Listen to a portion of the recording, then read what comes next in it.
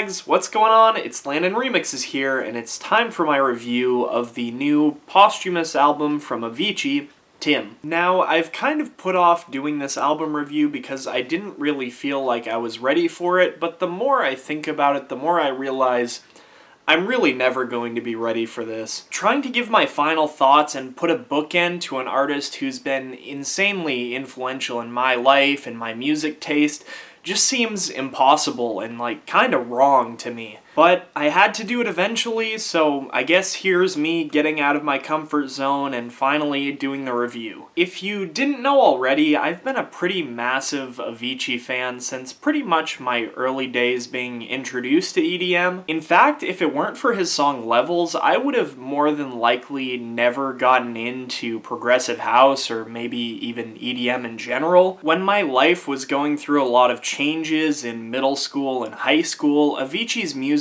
was there to bring me into a happier place, and as the years went on, I just became a bigger and bigger Avicii fan, unapologetically I might add. I was never ashamed to be into Avicii's music, no matter how much people said, oh, his music's too mainstream, yada yada yada. Especially when he was continually releasing more and more innovative songs, experimenting with loads of different stylistic blends, while always managing to feature his very well-crafted, catchy melodies. This came to its peak in 2013 with the release of Tim's debut album True, which in my opinion is his greatest masterpiece, featuring elements of country, folk, soul, even a little bit of orchestral music. His sophomore album Stories saw him taking his stylistic experimentation even farther, and though that album did have some great songs on it, and in my opinion some of Tim's best work, like Pure Grinding, 10 More Days, and Sunset Jesus, I do think that album was a little bit lengthy, had a lot of filler, and overstayed its welcome just a little bit. Nonetheless, I was still really excited to see what Tim would bring forward with his third studio album that he hinted toward before his untimely death, especially with the release of Avicii 01, a short but sweet little EP that had some pretty fantastic songs on it. Unfortunately, as we know, Tim was never able to complete the album before he passed away, and even though I would personally much rather be living in a timeline where Tim is still alive and well and just kind of doing his own thing and living peacefully, and we didn't get this album, this is what we got. An album that, while at the core is technically Tim's music, this probably isn't the project that he exactly envisioned, and his co-producers and co-writers kind of had to fill in the blanks for. Thankfully, it doesn't seem like Tim, the album, has corporate fingerprints all over it or anything like that. It doesn't seem like decisions were made just to pump as much money out as possible, especially considering that all the profits from this album are going to the Tim Bergling Foundation for suicide prevention. I don't think that this album was ever going to be truly satisfying, as likely the last work we'll ever hear from Mr. Tim Bergling. Now, don't get me wrong, I am very thankful that this posthumous album was able to be overseen by the people who were closest to Tim and understood his music the best, people like Vargas and Lagola and Carl Falk, but as hard as it is for me to say this, I don't love the album. I do like it, and obviously I bought the album, so I'm not going to be too negative here. I'd say my thoughts on Tim fall in pretty close proximity to my opinion on Stories. Similarly to Stories, in my opinion, this album has several really great high points and a lot of filler tracks, which on both albums seem to drown out the narrative just a little bit, which is tough to begin with, but especially tough on Tim because the narrative is so specifically tied into what Tim was feeling toward the end of his life. As bittersweet and honestly sad as it is, that's the theme that I would have liked to see focused on a little bit more tightly on this album. In my opinion, the album should have been more focused on that, on encapsulating Tim's emotions during the final days of his life, while simultaneously providing his hardcore fans with some closure, tying everything back into the thing that made his music so great to begin with, his melodies. And we do get that in a lot of ways on this album, but for a large part of it, we're getting these stylistic experimentations that kind of fill out the space but feel super out of place. For example, we get songs like Ain't a Thing, which take on a pretty generic R&B flow, Freak, which does do a little bit to tie into the narrative that the album is trying to tell, but also is very uncharacteristically sample heavy for Avicii. Version 2 of Heart Upon My Sleeve featuring Imagine Dragons, which to me feels like the most out of place on this entire project. And as I said before, I don't think this album was ever really destined to be super satisfying as the final project will ever get from Avicii. Trying to find a happy medium between telling a compelling narrative while using the work Tim had already done and using demos that his co-producers could actually flesh out and finish. There's also the emotional stakes involved, like I'm sure Tim never intended on having the Imagine Dragons version of Heart Upon My Sleeve on this album. In fact, I'm pretty sure it was originally intended to have them on True, but something happened. But of course, Imagine Dragons felt compelled to have this song on the last album so that people could finally hear it, which makes it feel a little bit awkward. In a similar place is Heaven featuring Chris Martin, which sonically doesn't really fit with a lot of the music on this album, but I feel like they kind of just threw it on there just to make sure like people were finally able to hear it as a part of Avicii's last project. Also, correct me if I'm wrong, but I'm pretty sure Avicii 01 was kind of supposed to be a preview to Avicii's third studio album, and none of the songs from that project resurfaced onto this one. If it were up to me, I probably would have taken out Heart Upon My Sleeve, Freak, and Ain't a Thing, and maybe put on Without You and Friend of Mine from Avicii 01, just because they fit a pretty similar vibe to a lot of the other music on this album, while still retaining those fantastic Avicii signature melodies. Maybe even throw Lonely Together on there. Personally, I think that would have made it a more satisfying album experience, but I can see why they included the tracks that they did,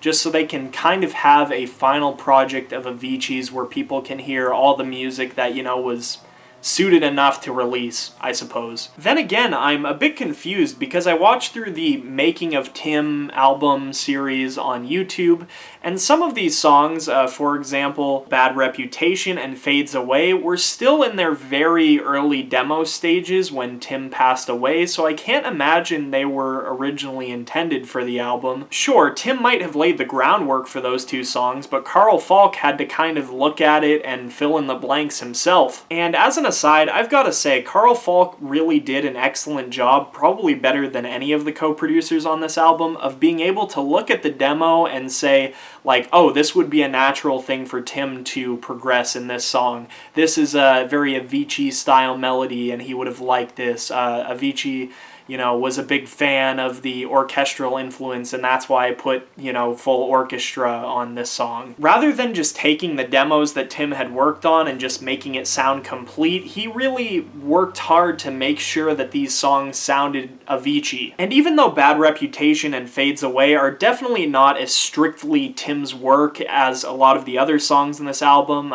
SOS, Tough Love, Heaven, I know was entirely Tim, he filled the blanks in a way that feels really rewarding to a longtime Avicii fan like myself. And now that I've gotten, I guess, my initial thoughts about this album out of the way, let's get into the individual tracks themselves. Peace of Mind serves more as an intro than first tracks on Avicii's other albums. I'd actually say this song is one of my favorite cuts from Tim, and it does a really great job of setting up the album's narrative, with its opening lyrics talking about, you know, society's moving too fast, I'm just trying to catch my breath, give me some peace of mind. It's actually telling a pretty similar narrative to 10 More Days, albeit with a pretty different sound. It's got this unsettling kind of Red Hot Chili Peppers-esque sound to it, with a pretty groovy and satisfying bass during the chorus that reminds me a bit of Pure Grinding, although the tension that's built by this song I feel like is kind of thrown away when Heaven is the follow-up track. And not to say that I don't like Heaven and that it doesn't deserve a place on this album. I just feel like the place that it falls is a little bit awkward. It's kind of your classic euphoric Avicii song, very melody heavy, but I feel like this song belongs a little bit more toward the end of the album, especially if they're trying to tie in the whole like double meaning of it. Of course, the song's not actually about dying and going to heaven,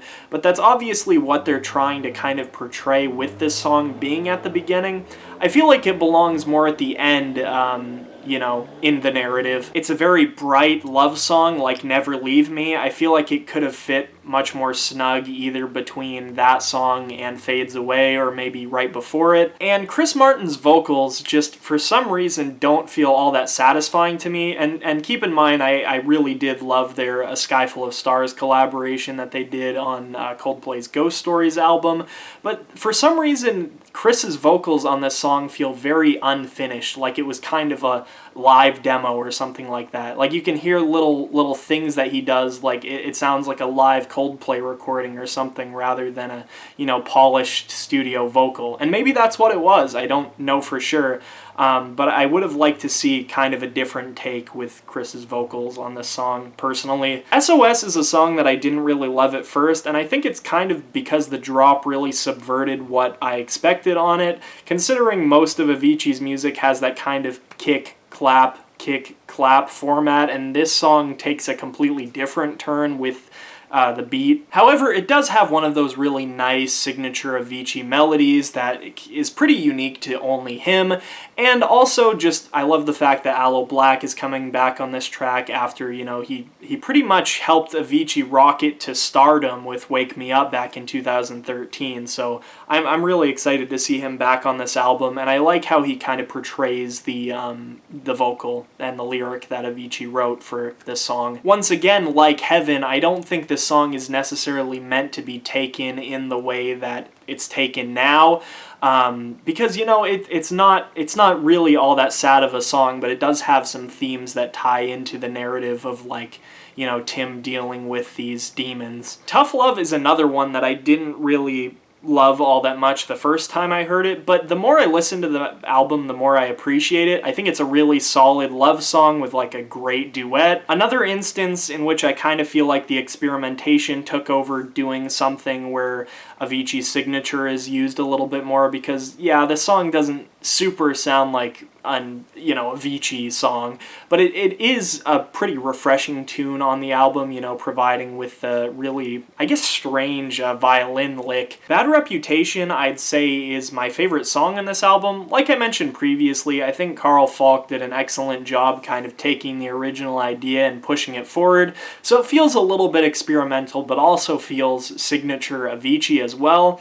And though it doesn't necessarily fit the narrative as well as a lot of the songs in this album does, like it doesn't have any lyrics pertaining to, you know, how Tim was feeling toward the end of his life or anything like that. But it does paint, I guess, a little bit more of a greedy side of Tim that we haven't really seen in any of his songs before, and that alone, I think, makes it worth it. And the song is just awesome as well, like the way that everything just weaves together, the pummeling bass line during the drop, which goes with that nice signature Avicii melody. Ain't a Thing, I already mentioned how I don't really care for the generic R&B flow from Bon on this song, but kind of ignoring the vocals, I do like the instrumental of this song quite a bit, especially going into the chorus where the piano is just kind of dun, dun, dun, dun, dun. Hold the Line is one that's taken me a lot of listens to really get into, and I think for the most part that's because the drop is very underwhelming and it has a melody that really I feel like anyone could have written,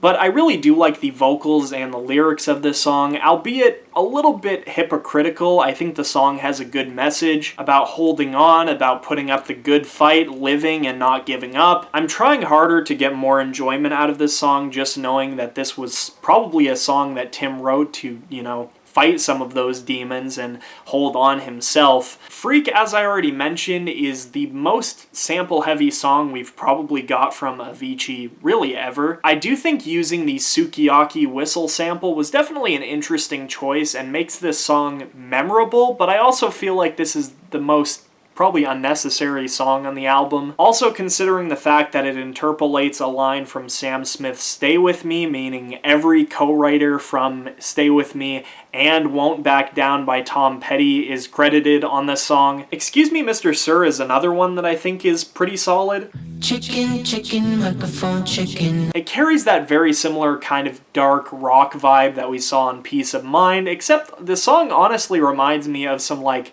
A Rush of Blood to the Head Coldplay music. Now, Heart Upon My Sleeve featuring Imagine Dragons, contrary to what I said before, the most annoying thing about this song to me isn't the fact that it's on this album to begin with. In fact, I was pretty much going to give it a pass. The problem is that somebody, most likely without Tim's blessing, changed the arrangement of this song to feature more Imagine Dragons than they would have originally had on the true version. The arrangement on this version doesn't sound good. It sounds like somebody who has really no knowledge of EDM and Avicii's background in it kind of chopped it up and put it together, I guess to make it sound more like an Imagine Dragons, style pop song with a 3-verse structure rather than the 2 that it was given on the original true version. I don't hate Dan Reynolds' vocals as much as a lot of people do, but that just really irks me. The arrangement on True was fine. All they had to do was put the vocal back in rather than chopping it up and making it sound like the mess that it does on this album. Now that that's out of the way, Never Leave Me is actually a nice little euphoric love song, and as far as we know, the final song that Tim wrote while he was alive. I don't think it's anything that fantastic or unique or anything like that, but I'm just glad more than anything that they included, the last song that he wrote on this album. It belongs here. And Fades Away, honestly, I think it's an awesome closer to this album. It's very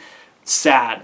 It's a very sad song. Don't get me wrong, it's beautiful. I love the orchestral infusion on this song, but God, it is so sad. Saying, I can't go back, don't you love it how it all just fades away? It seems like we're really peering into the final moments of Tim's life, and as hard as it is to listen to that, it really is a beautiful song. I think it was a solid choice to have Noonie Bao do the vocals on this song. I think her voice fits perfectly with the arrangement, and, I Could Be the One is one of my all-time favorites from Tim. But yeah, I guess that brings it to a conclusion. This album does do a great job kind of painting a picture and telling a narrative in some spots, but some of the songs just feel so out of place, and obviously this album wasn't going to be perfect, but I will say that I was just a little bit let down by it. Given what Tim's co-producers had to work with, I think they did a pretty good job with this and trying to satisfy the fans by giving them as much music as they possibly could. But I don't think this album was ever going to be a satisfactory conclusion, and I don't think Tim ever really intended it to be. Like I said before, I don't absolutely love this album, but some of the themes here are definitely going to be etched in my mind as long as Avicii lives in it. For Tim, I'm feeling a decent 6.5 out of 10. R.I.P. Tim Bergling, and long live the king. If you enjoyed this video and want to see more like it, make sure to leave a like and subscribe to Landon Remixes. If you want to check out my reviews of Avicii's other 2 albums, I'll have them linked in the end card. Anyway,